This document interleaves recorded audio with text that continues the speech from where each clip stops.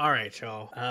It's Ben here. We're back with another Pokemon Pocket video, and this is not my normal time of posting because something just dropped, and I just want to talk about it with y'all. So let's just get into it. And before we get into things, y'all, only about 6% of you who are watching are subscribed. So go ahead and hit that like button, subscribe, and click the notification bell button if you're enjoying the content, because we're trying to hit 10,000 subscribers by the end of the month. All right, with that out of the way, let's get into it. You see it right here to my right. This is my right hand, and it says new A2 set will be based on Gen 4. Now, before we continue on with everything else, this is supposed to be a leak. This is supposed to be a spoiler. This is speculation. No one really knows what's going on. The only people who know what's really going on is Dina and the Pokemon Company. Okay, this still feels very speculative, but what I will say is that this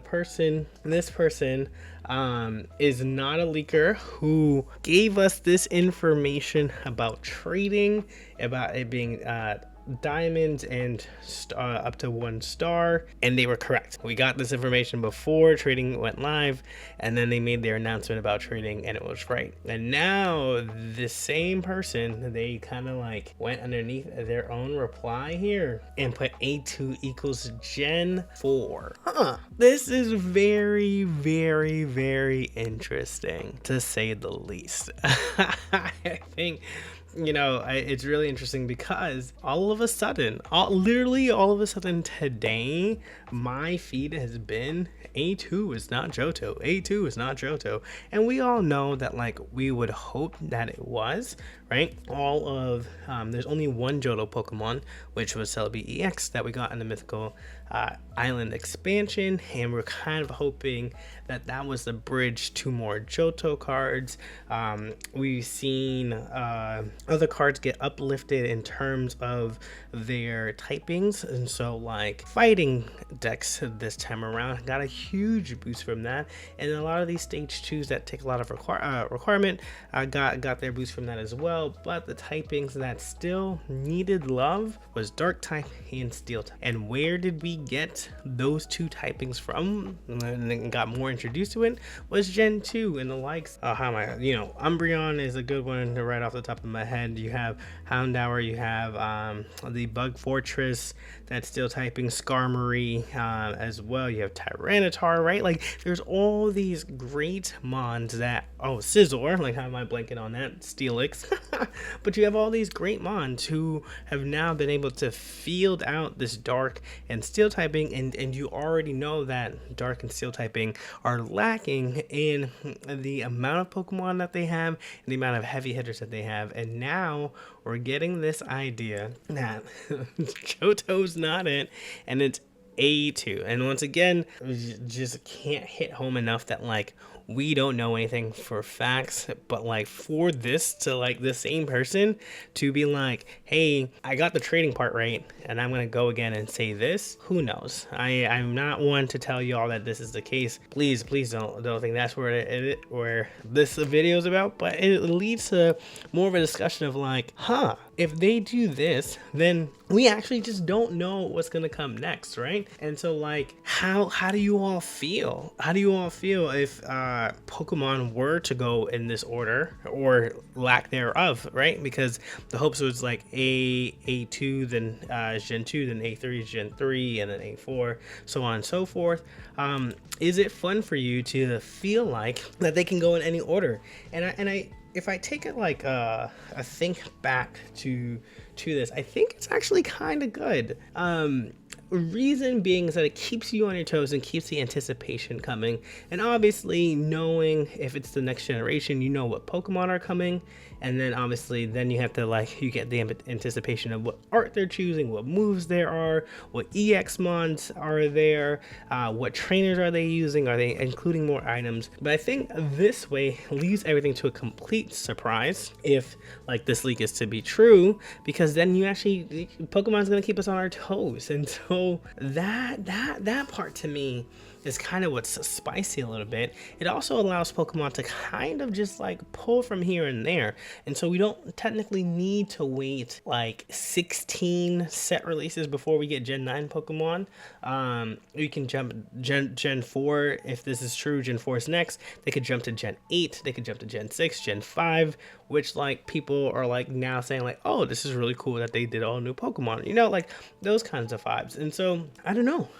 I like this is it's a weird transition, but no one said, and neither did they say, that they were going in order of the generations when it comes to releasing it. The obvious choice for marketing purposes, for getting players into the game, for getting all kinds and all walks of people, is to always start with Gen 1. Like, look at us, we're talking about this right now. The demographics of the people who watch these videos are the people who grew up with Pokemon, and if you grew up with Pokemon, like when it first came out, you grew up on Gen 1, and it makes sense for that to be the first round.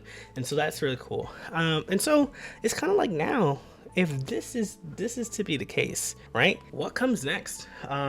What could it be for that as well? I mean, I don't know. We still have, there still are dark and steel types in Gen 4 that are really notable, that could be really cool to add in, right? So like, for example, you have Darkrai, which like is a fan favorite. You also have Lucario, so Darkrai for dark and Lucario for steel. That would be pretty cool to see there. Garchomp is also a fan favorite. I think even like those three being like the pack choices could be really, really cool. You have a legendary, and then you have two Pokemon that are fan favorites of the generation, similar to how we have Mewtwo and then Pikachu and Charizard, even though Charizard could be replaced by Blastoise. But hey, you know, that's just me.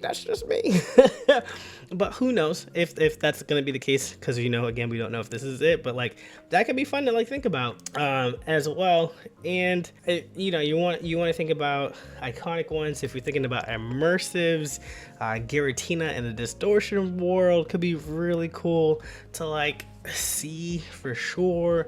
Then you have these ideas of like the mythical ones, or like next kind of things. You could have Shaman, there's Arceus. There's a lot to do with Gen 4, which is also to say that there is a lot to do with all of the generations. But continue to get people into the game. I think that like, it's not like Johto is the forgotten one, but like if you think about the games, people really do go hype over Gen 4, and Gen 2 is kind of like the little forgotten one. But let me know what y'all think, y'all. This is definitely interesting, to say the least. This was not what I was expecting to talk about with you all before I go to bed tonight. Hey, like this could be something if they decide to go with Gen 4 and just kind of break this idea that they are following the generations, because at the end of the day, they never announced that they would. We just assumed that they would, and this would be really interesting to see how this goes. One last note, the leaker does confirm that it is January 30th in terms of the new set to release, which is kind of aligning to what people are saying about the data mine. So like, if all else, like this is kind of what we're getting and leaning towards, the 30th to being when the set releases. So we now just wait for the trailer to hopefully drop soon, and then we can get into it. All right, y'all. Like always, if hit that like button, subscribe, click the notification bell button so that you do not miss out on a thing, so that you can stay up to date on whatever is happening in the Pokemon Pocket world. All right, y'all. Until the next one, peace.